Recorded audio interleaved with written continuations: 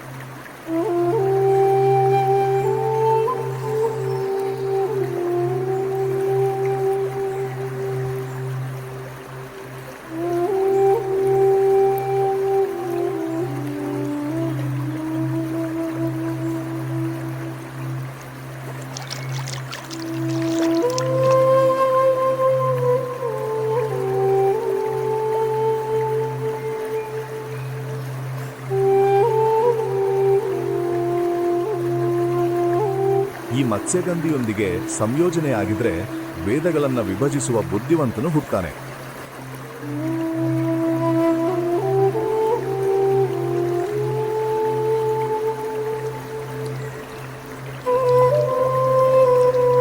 ನೀನು ನನ್ನೊಡನೆ ಸಂಭೋಗ ಮಾಡ್ತೀಯಾ?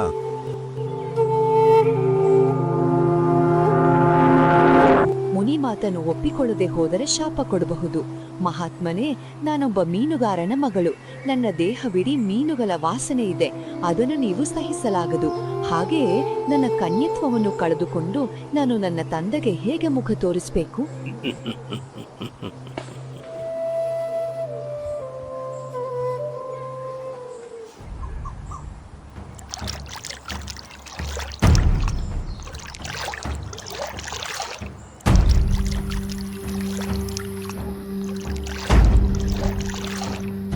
ಈಗ ನಿನ್ನ ದೇಹದಿಂದ ಹಲವಾರು ಯೋಜನೆಗಳ ದೂರವರೆಗೆ ಸುಗಂಧ ಪರಿಮಳಗಳು ಹರಡುತ್ತವೆ.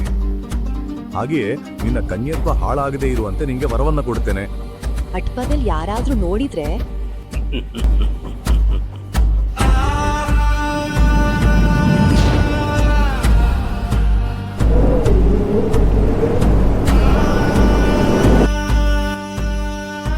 ನೀವ್ ಹೇಳೋದನ್ನು ನಾನು ಒಪ್ಕೊಳ್ತಿದ್ದೀನಿ.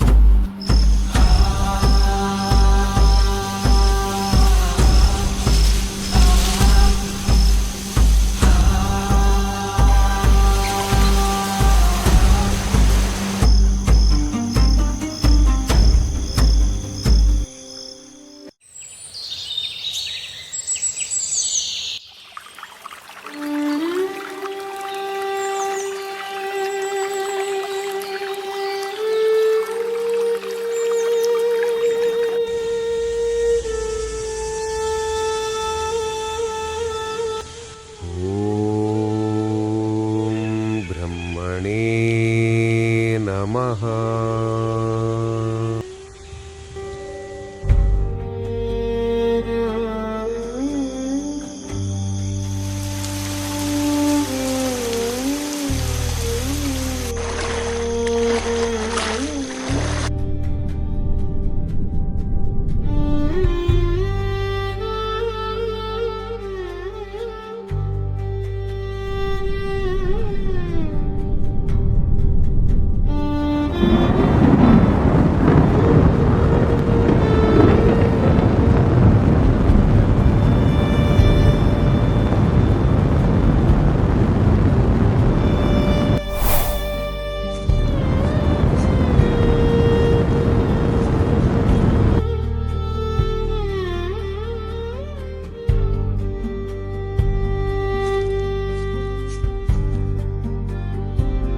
ವ್ಯಾಸ, ನಿನ್ನ ತಪಸ್ಸು ಕಾಲವನ್ನ ಚೀಲಿಸಿದೆ. ನಿನ್ನ ಮೌನವು ಲೋಕಕ್ಕೆ ಕೇಳಿಸಿತು. ಧರ್ಮದಾರಿ ತಪ್ಪಿದಾಗ ಸತ್ಯವನ್ನ ಮತ್ತೆ ಸ್ಥಾಪಿಸಲು ಕಾಲವೇ ನಿನ್ನನ್ನು ಕರೆಯಿತು. ಹೇಳು, ಏನ್ ಬೇಕು? ಕಾಲವೇ ಒಂದು ಪ್ರಶ್ನೆಯಂತೆ ನಿಂತಿದೆ. ಬ್ರಹ್ಮ, ಧರ್ಮ ಮತ್ತು ಅಧರ್ಮದ ನಡುವೆ ಮಾನವನು ದಾರಿ ತಪ್ಪುತ್ತಿದ್ದಾನೆ. ನಡೆದ್ದೆಲ್ಲವೂ ಕಾಲದಲ್ಲಿ ಕರಗಿ ಹೋಗದೆ ಲೋಕಕ್ಕೆ ತಿಳಿಬೇಕು. ಇದು ಕಥೆ ಅಲ್ಲ, ಇದು ಮಾನವ ಜಾತಿ ಎದುರಿಸುವ ಸತ್ಯ. ಹೇಗಾದ್ರೂ ಈ ಮಹಾಭಾರತವನ್ನ ಮಾನವ ಜಾತಿಗೆ ತಲುಪಿಸ್ಬೇಕು. ವ್ಯಾಸ, ನೀನು ಕಂಡದ್ದು ಸಾಮಾನ್ಯ ಕಥೆ ಅಲ್ಲ, ಅದು ಕಾಲವನ್ನ ದಾಟಿ ಉಳಿಯುವ ಮಹಾಕಾವ್ಯ. ಆದರೆ ಜ್ಞಾನವನ್ನು ಬರೆಯಲಾಗಿದ್ದಾಗ ಮಾತ್ರ ಅದು ಶಾಶ್ವತವಾಗ್ತದೆ. ನಿನ್ನ ಮಾತುಗಳಿಗೆ ಬರಹ ರೂಪ ಬೇಕು. ಅದೇ ನನ್ ಸಂಶಯ ಬ್ರಹ್ಮ. ನನ್ ಮಾತುಗಳು ವೇಗವಾಗಿ ಹರಿದೋಗ್ತವೆ. ಆ ಪ್ರವಾಹವನ್ನ ನಿಲ್ಲಿಸದೆ ಯಾರ್ ಬರೆಯಲ್ ಸಾಧ್ಯ? ಒಂದಕ್ಷರವೂ ತಪ್ಪಿದ್ರೆ ಧರ್ಮವೇ ದಾರಿ ತಪ್ಪುತ್ತದೆ. ಅದಕ್ಕಾಗಿ ಈ ಕಾರ್ಯಕ್ಕೆ ಗಣಪತಿ ಹೊರತು ಬೇರೆ ಯಾರೂ ಇಲ್ಲ. ಬುದ್ಧಿ, ಶ್ರದ್ಧೆ, ಸಹನೆ ಈ 3 ಗುಣಗಳಿರುವವನು ಜ್ಞಾನಸ್ವರೂಪಿಯಾದ ಗಣೇಶನನ್ನು ಕರೆಯಬೇಕು.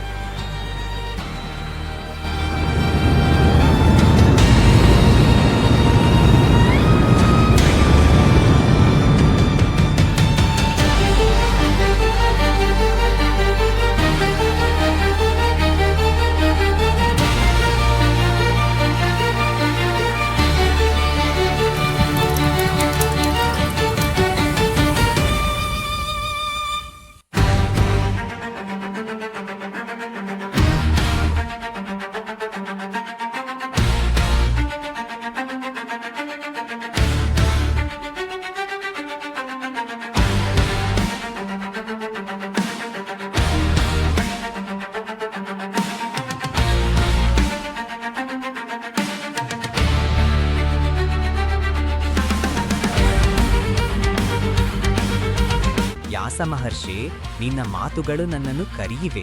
ನಿನ್ನ ಮನಸ್ಸಿನಲ್ಲಿ ರೂಪುಗೊಂಡ ಈ ಕಥೆ ಕಾಗದದ ಮೇಲೆ ಮಾತ್ರವಲ್ಲ, ಕಾಲದಲ್ಲಿ ಶಾಶ್ವತವಾಗಿ ಮುದ್ರಿತವಾಗಬೇಕು. ನೀನು ಹೇಳುವ ಪ್ರತಿಯೊಂದು ಮಾತು ಧರ್ಮಕ್ಕೆ ಸಾಕ್ಷಿಯಾಗುತ್ತದೆ. ಅದಕ್ಕಾಗಿ ನಾನು ನಿನ್ನ ಲೇಖನಿಯಾಗಿ ಅಲ್ಲ, ನಿನ್ನ ಸಂಕಲ್ಪಕ್ಕೆ ಸೇವಕರಾಗಿ ಬಂದಿದ್ದೇನೆ. ವಿನಾಯಕ, ಈ ಮಹಾಕಾವ್ಯವು ಲೋಕಕ್ಕೆ ಬೆಳಕು ನೀಡಬೇಕು. ವ್ಯಾಸ ಮಹರ್ಷಿ, ನಿಮ್ಮ ಮಾತುಗಳು ಲೋಕಕ್ಕೆ ಬೆಳಕು ನೀಡುತ್ತವೆ. ಆದರೆ ನನಗೊಂದು ನಿಯಮ ಇದೆ. ನೀವು ಹೇಳುವ ಪ್ರತಿಯೊಂದು ಶ್ಲೋಕವು ಸಂಪೂರ್ಣ ಅರ್ಥವಿರಬೇಕು. ನಾನು ಒಮ್ಮೆ ಬರೆಯಲು ಪ್ರಾರಂಭಿಸಿದರೆ ನಿಲ್ಲುವುದಿಲ್ಲ. ಹಾಗೆ ಆಗ್ತದೆ ಗಣನಾಥ. ಆದರೆ ನನ್ನ ನಿಯಮವನ್ನು ಕೇಳು. ನಾನ್ ಹೇಳುವ ಪ್ರತಿಯೊಂದು ಶ್ಲೋಕವನ್ನು ನೀನು ಮೊದಲು ಅರ್ಥ ಮಾಡಿಕೊಂಡು ಬರೆಯಬೇಕು. ನಂತರವೇ ಮುಂದಿನ ಶ್ಲೋಕಕ್ಕೆ ಹೋಗ್ಬೇಕು. ಹಾಗಾದ್ರೆ ಈಗ ಈ ಮಹಾಕಾವ್ಯವನ್ನು ಪ್ರಾರಂಭಿಸೋಣ. ಜರವರ ರಮರಂ ಹರ ಭಾರತ